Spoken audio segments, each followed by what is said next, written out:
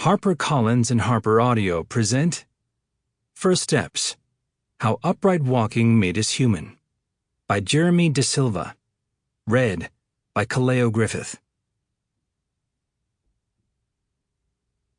A note before we begin.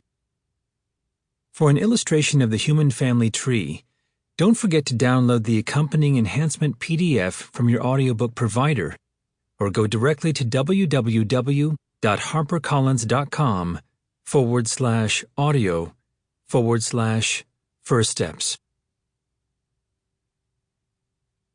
For Aaron, and the steps still to come. One interpretation of the human family tree. Paleoanthropologists have discovered and named over 25 different kinds of fossil human ancestors and extinct relatives, hominins. Throughout this audiobook, you will meet many of these, presented here by their names and representative fossils. While we know when these hominins lived in time, exactly how they were related to one another remains unclear. Possible relationships are proposed in the illustration included in the enhancement, though recent fossil and genetic evidence has revealed parts of the human family tree to be an entangled snarl of interconnected branches. Future discoveries are certain, in some ways, to complicate this picture, and in other ways, to simplify it. Author's Note. As I write this from my home in Norwich, Vermont, a social media poll is circulating in which people report what career they have now compared to what they dreamed of doing at ages 6, 10, 14, 16, and 18. Mine looks like this. Age 6, scientist.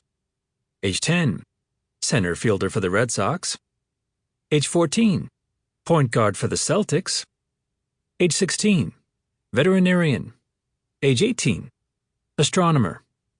Now, paleoanthropologist. Paleoanthropology is the study of fossil, paleo, humans, anthropology.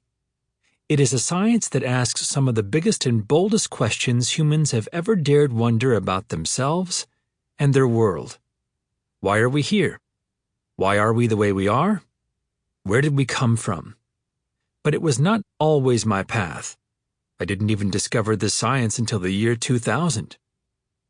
That year, I was working as a science educator at the Boston Museum of Science. I was making $11 an hour. George W. Bush was elected the next U.S. president, and the Red Sox were wrapping up their 84th season since last winning a World Series championship.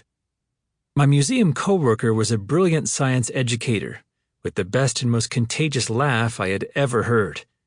4 years later, she said yes when I asked her to marry me.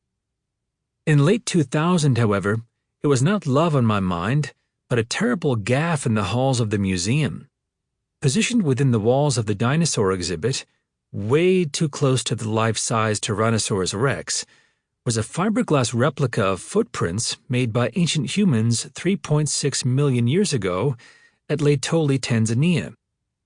Like the prehistoric animal toy sets that include dinosaurs, woolly mammoths, and cavemen, positioning these footprints next to dinosaur fossils that were 20 times older might unwittingly promote the misconception that ancient humans and dinosaurs coexisted.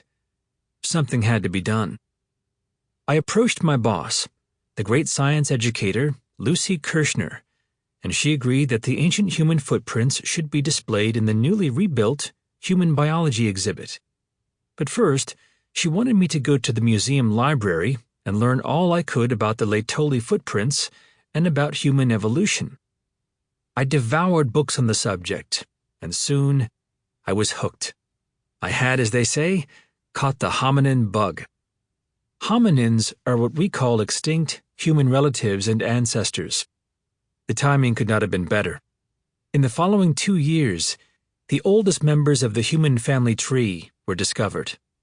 Mysterious ape-like ancestors with names like Ardipithecus, Auroran, and Sahelanthropus. In July 2002, I stood on a presentation stage at the museum with Dr. Sample complete. Ready to continue?